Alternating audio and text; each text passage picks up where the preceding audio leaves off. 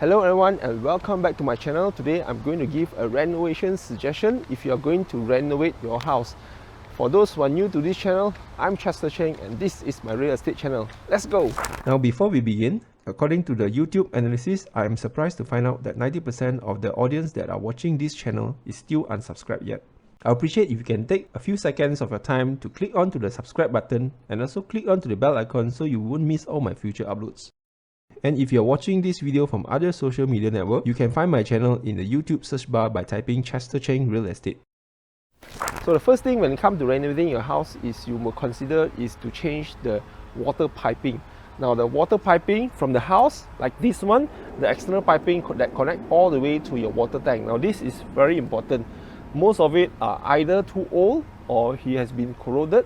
So my suggestion is always to replace it. However, now the thing is, most of us did not consider when you guys are doing renovation is that we pull one pipe all the way to the water tank. Now I made a mistake and I never thought of it, but after I got experience, especially when it comes to one of the client that I visit his house, he gave me this suggestion which I thought was brilliant. Now as you can see, the main pipe, which is from Shabas, is connected to my water filter and all the way up to my water tank. There's no problem with this. Now the problem is all this water pipe will leak throughout the years. Maybe in the next 10 to 20 years it will start to leak or burst. Then you have to hack your tiles or even hack your wall to replace the water piping. Now this doesn't apply if you are staying in the end lot, corner, semi-D or bungalow, because you have ample land where you can do another piping all the way to your water tank. Now problem arises if you are staying in intermediate terrace houses. If there's any leakage or any burst pipe, you have to hack your walls and also your tiles to be able to gain access to your existing water pipe to replace it or repair it. Now actually the solution is quite simple. I never thought of it during the renovation of my house. Only after meeting my client told me this suggestion, which I thought was quite good. So I'm telling you guys as experience. So instead of having one pipe all the way to the water tanky, why not have two or three? So if that pipe go burst or leak, you can shut the pipe off and reroute using the second or the third pipe. So in the next 10 to 20 years or even 30 years, you won't have any water leaking issues from your main pipe or to your water tank. And the next thing that comes to mind when renovating an old house, especially those houses which are 20 to 30 years and above, is to replace the electrical wiring. Now the most important thing that many of the owners don't do is to upgrade the wiring from single phase to three phase. Now why it is important to do that? Now a couple years ago, many people are saying it's not necessary to upgrade your single phase to three phase. Maybe because of their electrical usage is not that much, so they don't foresee the necessity. However, lately there's something very critical that is going to happen in the next 5 to 10 years is electric cars. So from what I see, electric cars will be a common sight on the road. Electric chargers, which is called EVSC, it will be quite common on most of the household. Now I'm going to give you a little bit information regarding the BMW iBox which is installed in my house. It's drawing 32 amp and capable of charging your vehicle at 22 kilowatt per hour. Now the thing is, there are single phase EVSC box around, but however it's charging at a very slower speed.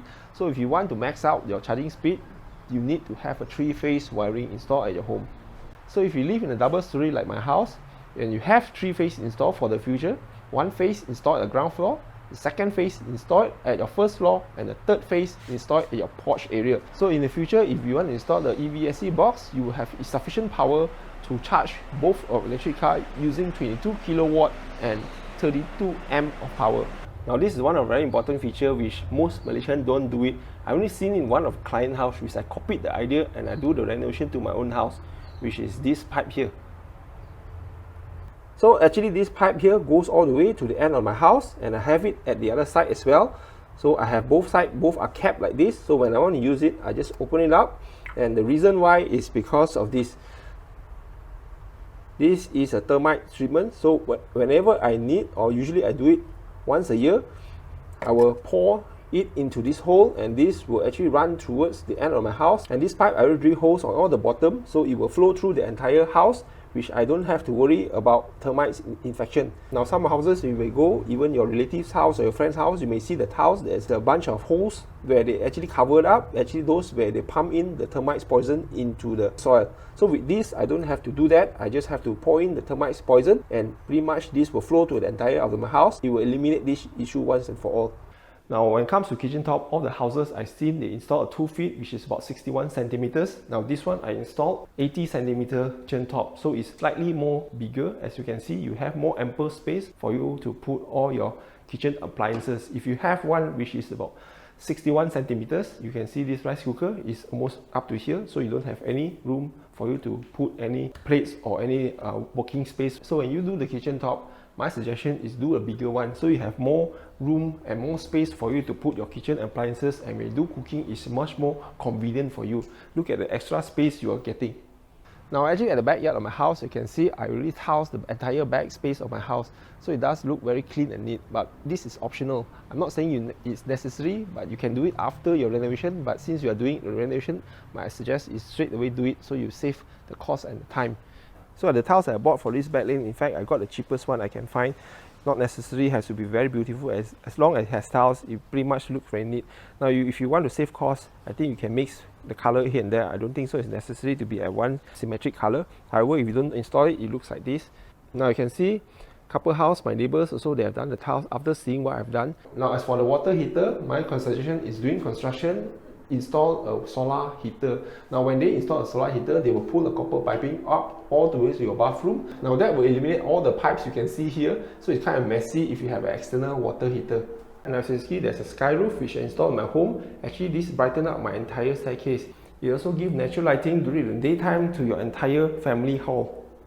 Now this is optional, but I highly recommend you install an automatic water pump into your roof, so you get constant pressure to your entire household. So that's it for today's video. I hope you guys enjoyed these renovation suggestion ideas, and if I miss out anything or you have any ideas or suggestion, do write in the comment box, and also give this video a thumbs up and subscribe to my channel. I'll see you guys in my next video. Cheers.